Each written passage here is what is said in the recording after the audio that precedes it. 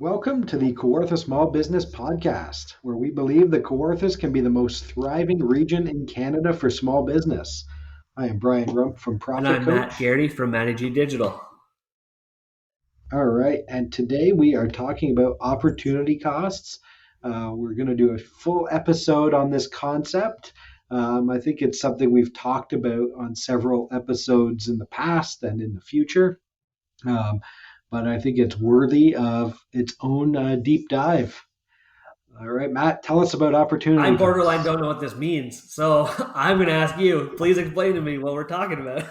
I think All right. conceptually I know what you mean because I've heard you say it countless times. And I literally said this 10 seconds before we started this podcast as a joke. Yeah. All kidding aside, I had no idea we were talking about this. Now I'm seeing it was in the title of the podcast. But yes, please explain Yeah. opportunity cost to me. All right. Awesome. It's a opportunity cost is sort of one of the fundamental concepts in economics and microeconomics, and I think it's something that's really important for small business owners and entrepreneurs to understand. So, whenever we do something or anything, it comes at a cost of something else. So a lot of times people will factor in sort of accounting hard costs for something, whether you're buying it, whether you're doing the business as an activity. But the opportunity cost is the cost of an alternative to that, and you can measure that in terms of dollars. You can also measure it in terms of activities or sort of things that make you happy or aspects of a thriving life. Okay.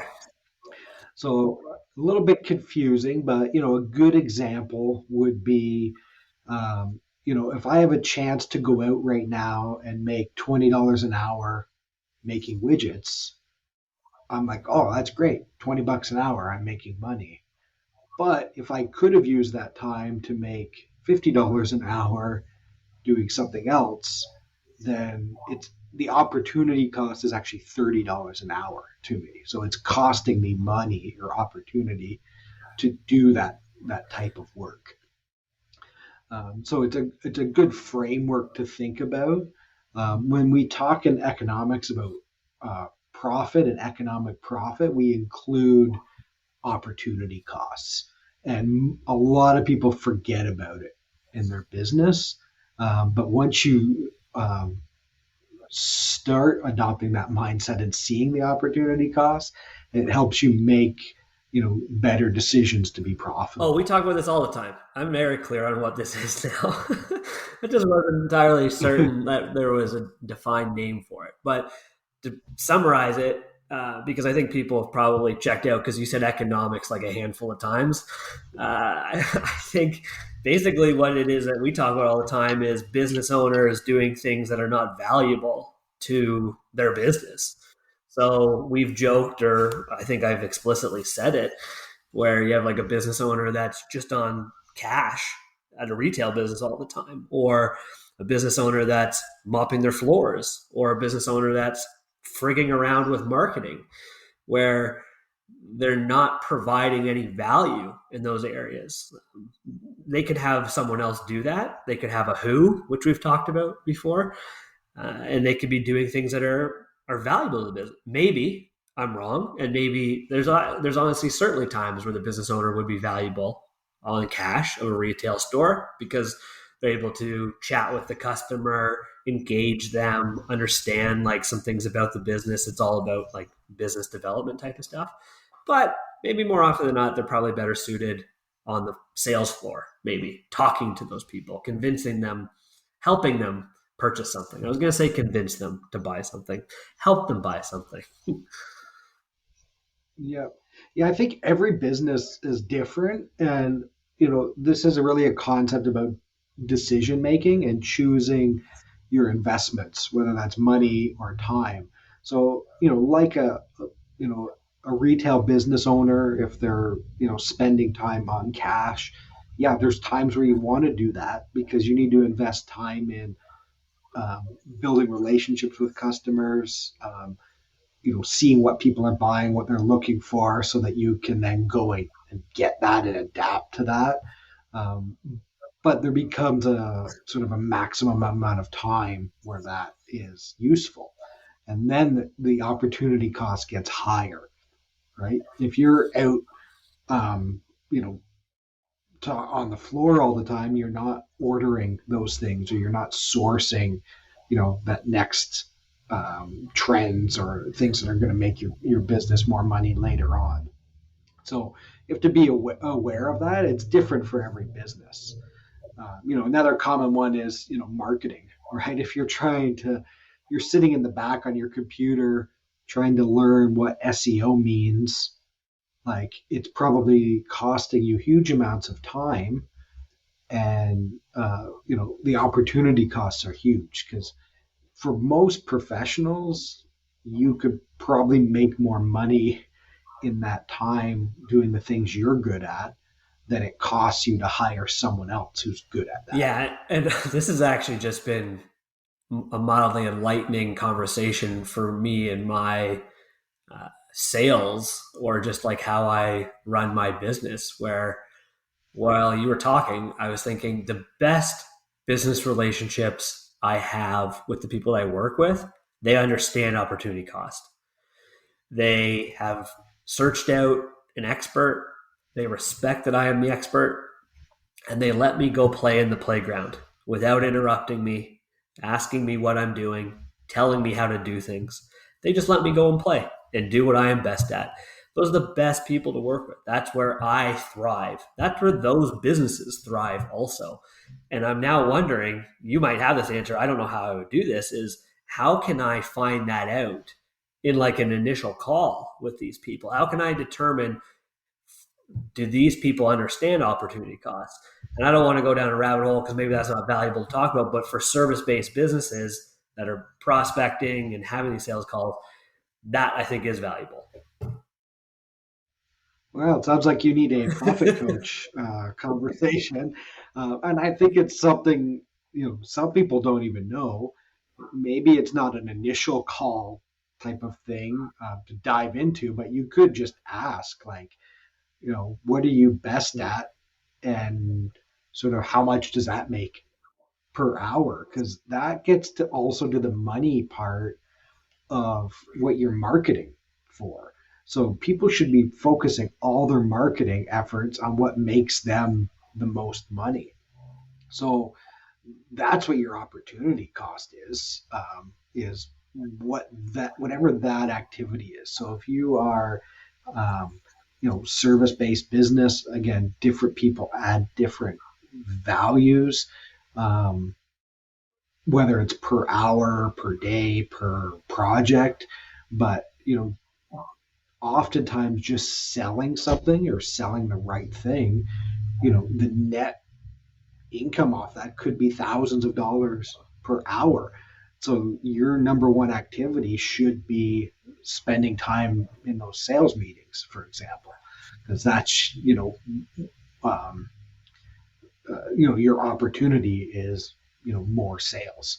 If you are somebody who's like a tradesperson and you trade time for money, and it's highly skilled work and it's a high dollar per hour, then every hour you're not doing that during the day comes at the opportunity cost of being able to do that. You see this with trades all the time, right? They don't just, they're like, oh, we do everything. So we'll send an electrician to your house, and then we'll do some handyman work after. And hey, the electrician costs $100 an hour, and the other stuff costs $30 an hour because it's not as skilled.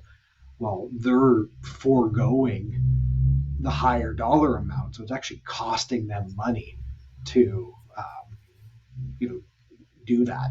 It's a huge opportunity cost to deliver that service. Yeah, and I remember I made that big shift. Was it almost a year ago? It wasn't this year. It was, I think, a year and a half ago. I was focused more on who's. I didn't realize it at the time because I think you kind of introduced that to me and started talking to me more about that about a year ago.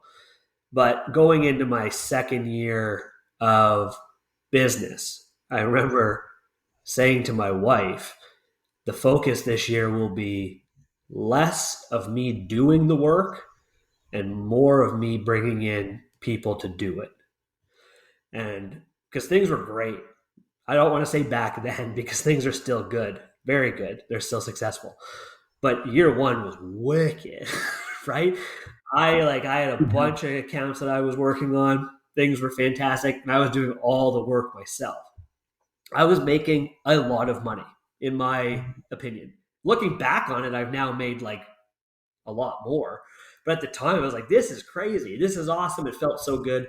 But then at the same time, I was burning myself out. I was not doing what I wanted to do hours wise, where I am now, which is like barely working 8 hours a day, don't work nights, don't work weekends type of thing. I was having to work nights. I had to work the odd weekend, like hour here, hour there when the kids were asleep back in the day. And then I realized like I can't be doing this. And I realized like we're gonna make more money by making less money.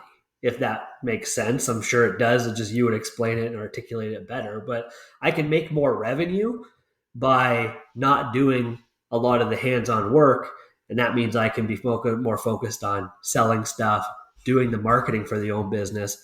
I just won't make as much profit.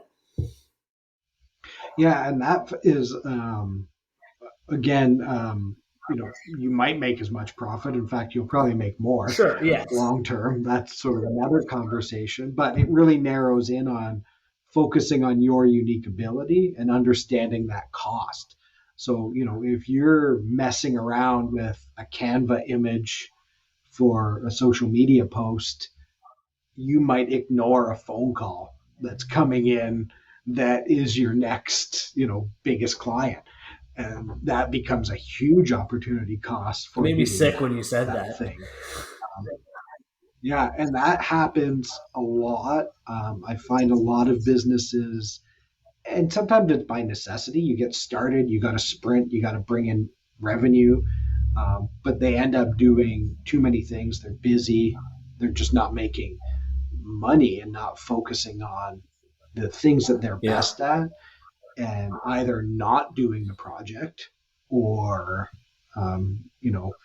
hiring somebody who's better than you to do some of the other work, or it could cost different. I don't want to say like higher or lower value work, but certain work costs more per hour, more skilled, and the better you can align that, sort of the more profit you can get, and it's better for your business. Uh, Another aspect of sort of the opportunity cost is just why you're in business. And I've seen this for a lot of years where I would meet business owners who are great and very skilled, and they feel like they're profitable. But if you look at the opportunity cost of them working for somebody else where they could make way more, like then it's costing them to run their business in terms of the economics of it. So common, I'd see people making like say $30,000 or $40,000 a year, but the skill they're applying to that could be worth two hundred Yeah. thousand, in the right area. So that becomes a big opportunity cost just to be running your business, and it's work could be worth it if that's what you want to do, and it's like a time while you're building the business. But it's something that you want to take into account when you're building your business or deciding to be in Yeah, I've talked business. to people about this concept, and I remember a year ago getting like really excited about it, and kind of felt like I was peddling the Who Not How book to everyone when I was talking to them. And I think it didn't rub people the wrong way, but there were certain instances where people were like, "Well, I like doing this part of the business," and it was always like sales. It was always business development. It was always being out in the community and talking about that, or like hands on with my clients. And I always explain, like, I'm not trying to tell you to stop doing the things that you're really good at and you provide value to. I'm telling you to, like, it was usually in the frame of marketing. I'm like, stop frigging around with marketing. You're not running a marketing business. Why are you trying to learn how to get found on SEO? Why are you trying to learn how to use social media? Like, what value does that bring you? Say you figure out SEO, say you figure out social media, you spend X amount of hours and you're like, man, I'm an expert at this. What is that going to do for you? It's going to help your business in a small sense, but it's not going to help you really ultimately grow that business. It's not going to help you unless you're running a marketing business. Yeah, and it's neat because with something like that, you can look at the cost of, well, what if you weren't spending your time doing that and instead hired someone who had it figured out and you were spending that time talking to leads that came in because of that? Like, that's where you amplify your profitability.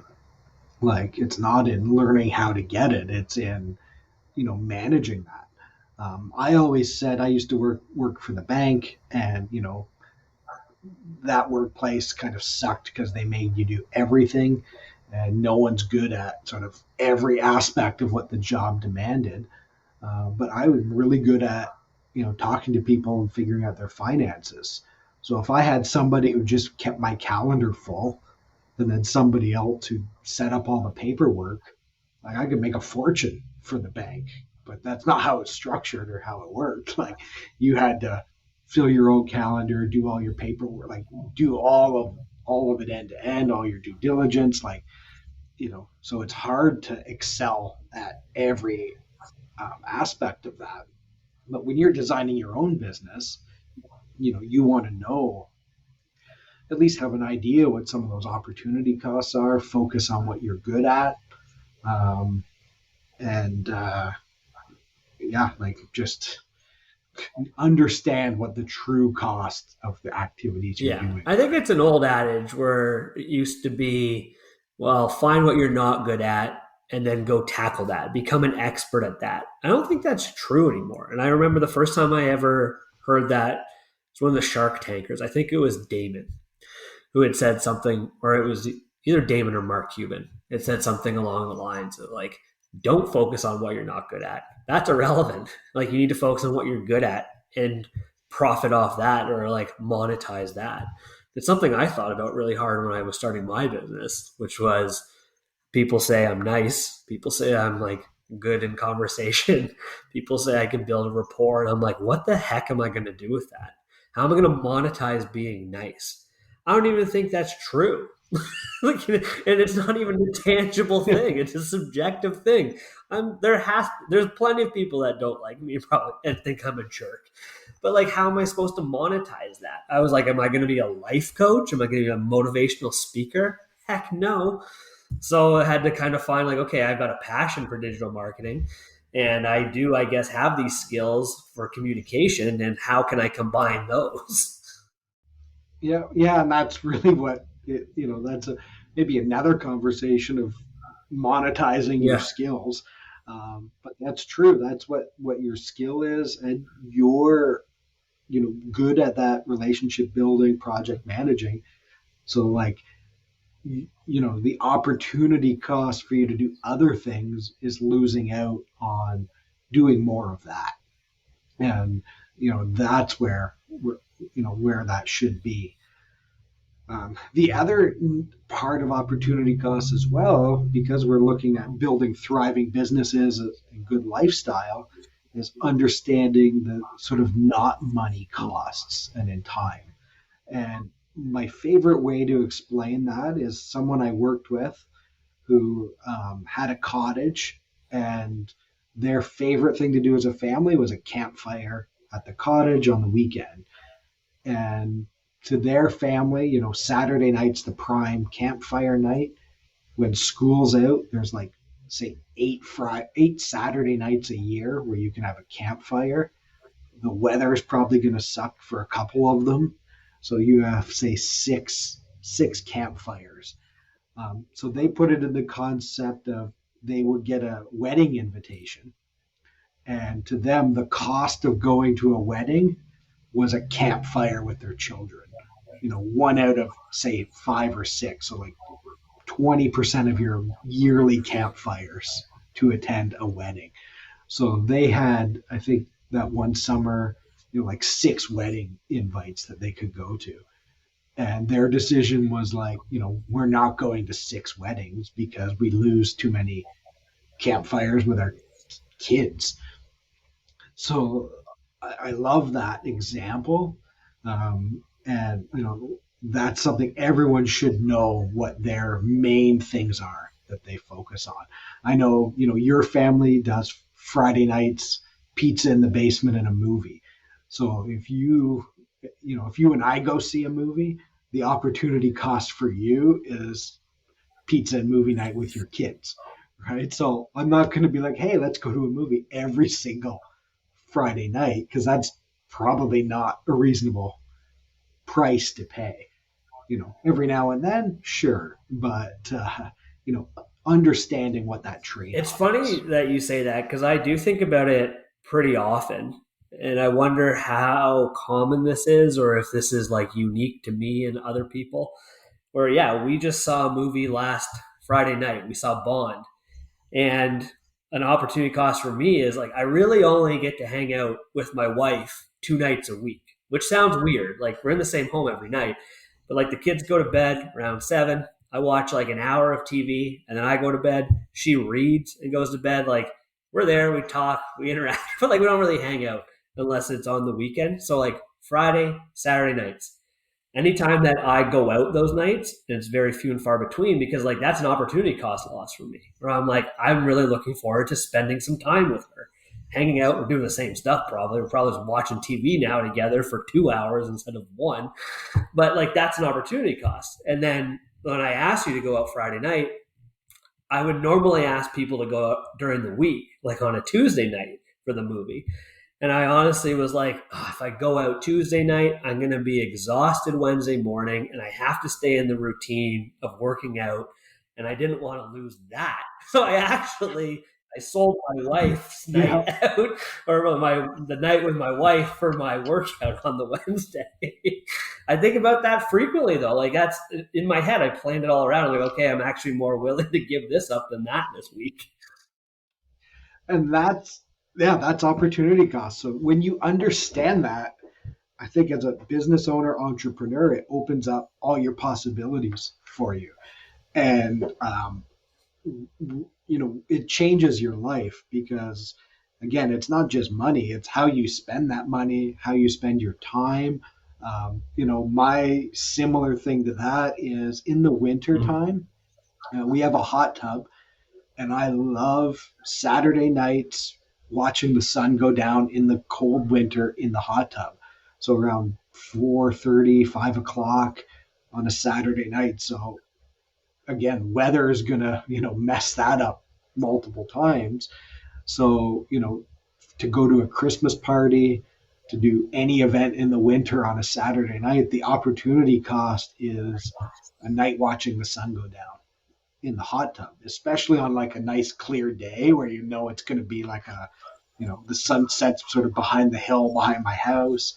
So it's, beautiful, relaxing. Like that's the cost. And, you know, what's the monetary value of that? Like, I don't know how much you would have to pay me to miss that on a regular basis. And everybody has something like that. And when you really look at, how little time, you spend hanging out with your wife, or it's in the hot tub, or, for people who have kids, like, kids are only that age Yeah. once, certain stages. So, yeah, you can't be around them all the time, but, you have to make sure you're making that time for them because it's easy. And business owners, entrepreneurs do it all the time where they just work all the time and they don't see their kids for the first 10 years of their life or 20 years. And then they wonder why they have no relationship with them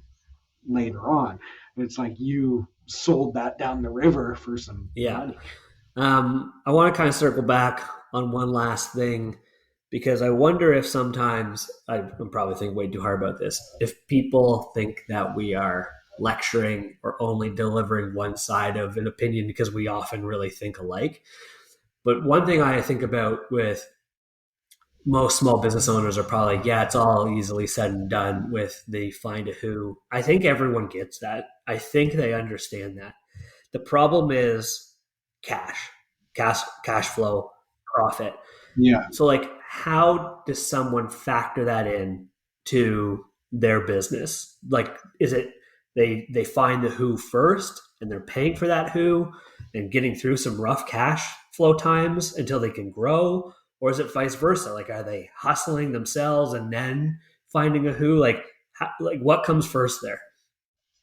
That's a good question. It could be either one. And this is why it's a mindset, it's a process, it's something you have to think about.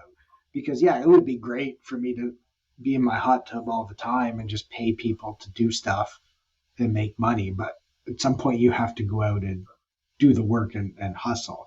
Sometimes you have to hustle hard, build up the cash, and then make those changes. Sometimes it's a sign if you're always short on cash and always busy, there's something else that's Mm, broken. And maybe you're not charging enough, maybe you're not solving the problem as much as you could be, and you need to dive into some other fundamentals. Um, but the other part starts with boundaries, I think. And if it's a time thing, then you just have to like commit to it, and I promise it will get mm, better. Like, if you're working every weekend and you're suddenly like, nope, I'm just not working every weekend, like you are going to adapt to that. Or just recognizing it and then making those decisions because you realize you're in control. Like, I can say no to going to a Christmas party. I could say no to going to a movie on a Saturday night because it takes away from my hot tub time. And I could suggest another night, right? Or do something else, but realizing that you're in control of that. And to be patient and follow the process.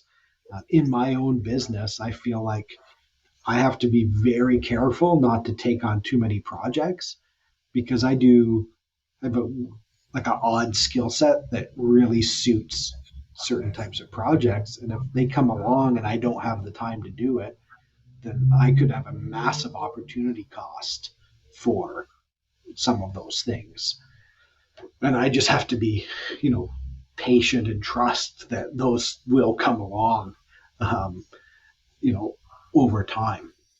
yeah, it's fascinating. It's something I think about often with Thrive right now, and the idea of having a office coordinator there for business hours, all part of like the all-inclusive resort feel of this all-inclusive office. So the private office members will have someone at the front desk whenever they have meetings with someone. So instead of like me running to the front to greet them or whatever, like they walk into like a fully professional office. I've had people like very much disagree with me on that, usually from a financial perspective, or they're like, well, you don't need that right now. You can do it all automated. You can do this, that, and the other thing. And I'm like, it's part of the vision. It's part of what I think is important to that space. Is it the most important thing? No, it's up there though, and I think it's critical. And it is a mindset where I know, no, I'm not going to be maybe breaking even the first couple months with like the monthly expenses, but I think it's something that's necessary that suits the whole vibe and brand and what's necessary for that office. And I think that probably goes for most people with businesses where they need to sort of find what that vision or what it is that is going to kind of fit with what you're doing and stick with it.